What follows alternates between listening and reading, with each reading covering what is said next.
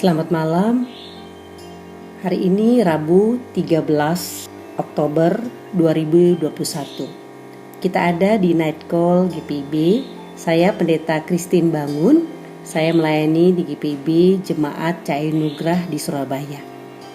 Saudaraku, sebelum kita mulai renungan kita, mari kita berdoa. Tuhan yang baik, terima kasih.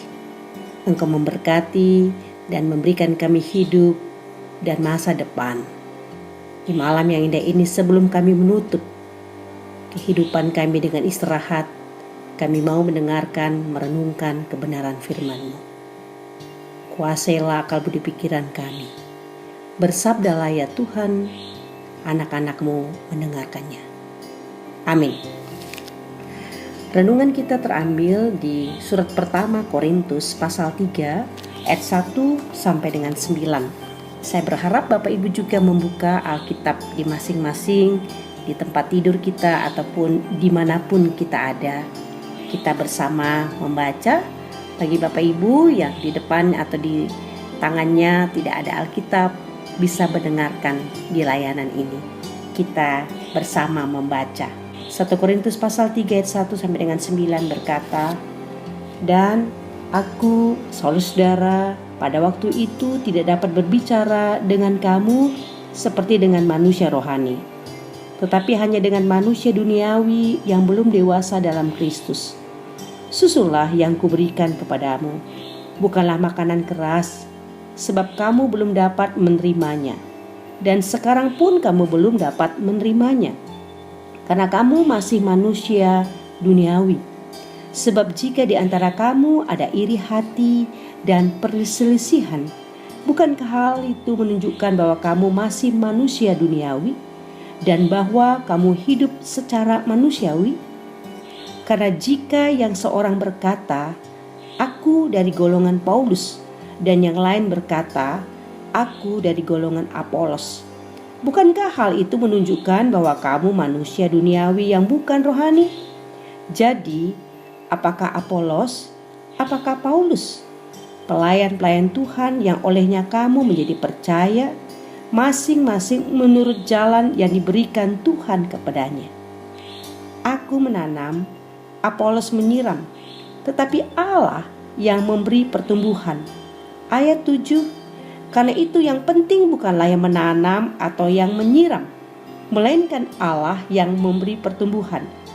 Baik yang menanam maupun yang menyiram adalah sama, dan masing-masing akan menerima upahnya sesuai dengan pekerjaannya sendiri. Karena bagi kami adalah kawan sekerja Allah. Kamu adalah ladang Allah, bangunan Allah." Demikianlah firman Tuhan. Berbahagia bagi kita mendengarkan sekaligus kita dapat memeliharanya pada perjalanan hidup beriman kita. Ibu bapak saudaraku, perselisihan merupakan sesuatu yang pasti ada pada hubungan manusia. Produk akhir dari perselisihan adalah, Bapak Ibu tahu, perpecahan. Gereja pun tidak kebal terhadap kenyataan ini. Jalinan relasi antar pelayan pun kerap terserang pertikaian. Di keluarga, suami kepada istri, istri kepada suami, orang tua dengan anak.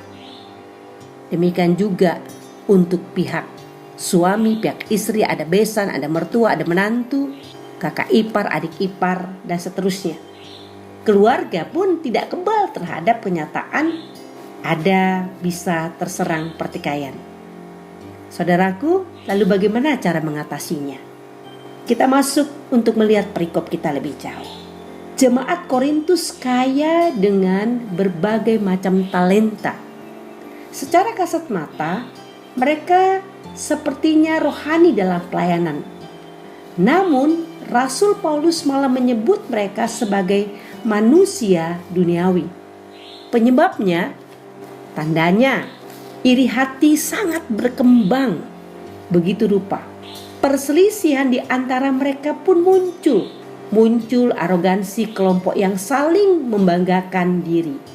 Ayat 12 pada 1 Korintus pasal 1, ada 4 golongan yang ada di jemaat Korintus, yaitu golongan Paulus, golongan Apolos, golongan Kefas, dan golongan Kristus. Ibu bapak saudaraku, ketika kelompok ini membanggakan diri, maka muncul arogansi. Dan di sini yang pasti ketika tidak diselesaikan akan muncul perpecahan. Saudaraku, ini menjadi salah satu topik besar dalam surat 1 Korintus. Untuk mengatasi perselisihan tersebut, Rasul Paulus menasihati supaya jemaat tidak berfokus pada manusia, tetapi kepada Allah. Paulus kembali mengingatkan tentang status orang percaya di hadapan Allah. Baik dirinya, rasul lain maupun orang-orang Korintus hanyalah alat Tuhan atau kawan sekerja. Tugas utama semuanya adalah memuliakan Allah lewat pelayanannya, bukan memuliakan dirinya sendiri.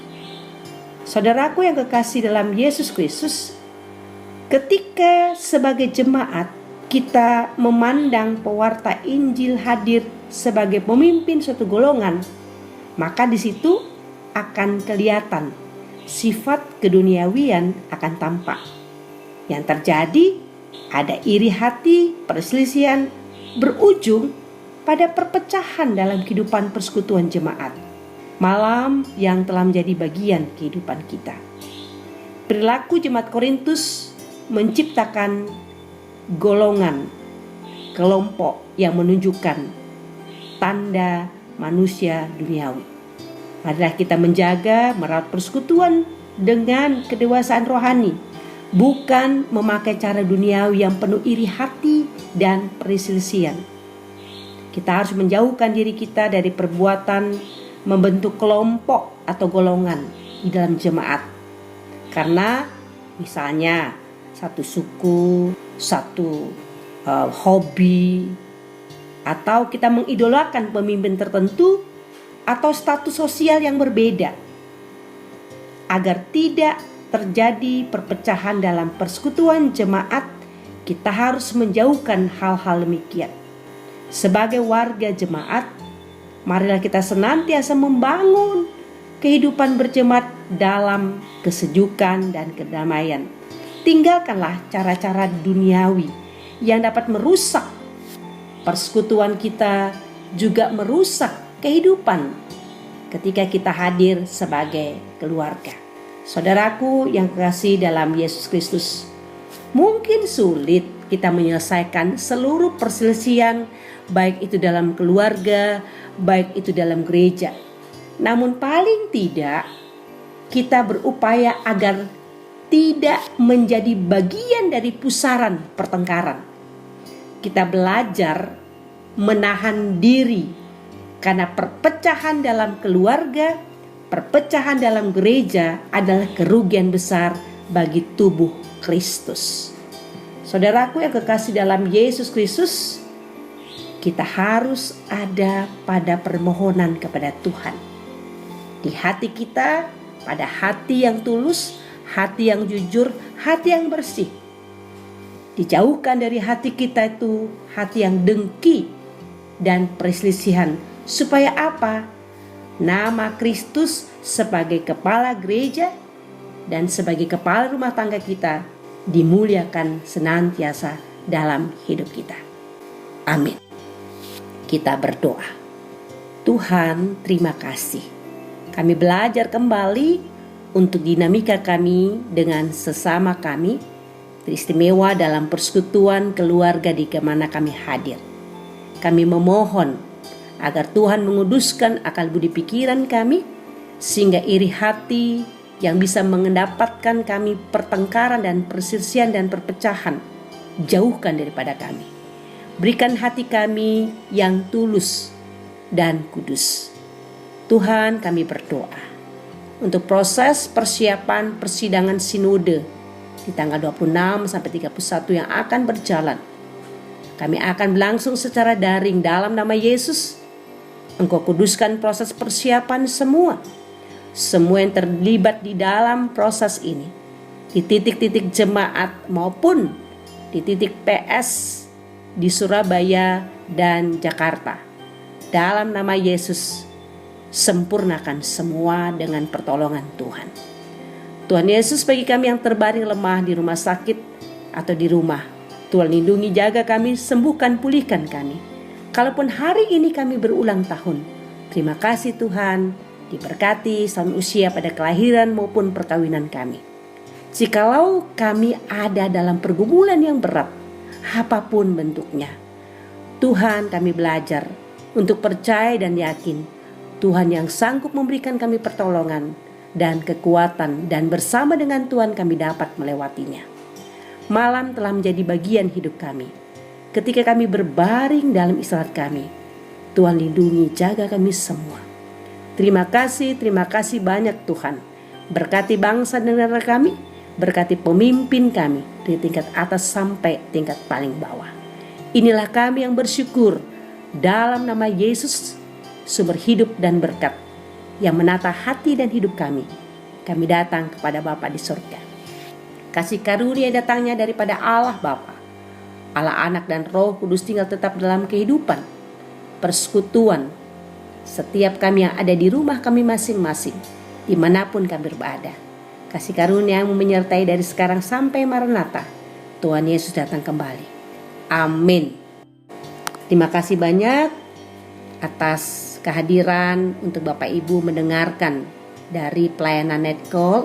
Saya Pendeta Christine mengucapkan selamat malam, selalu sehat, dan Tuhan memelihara kita semua. Amin.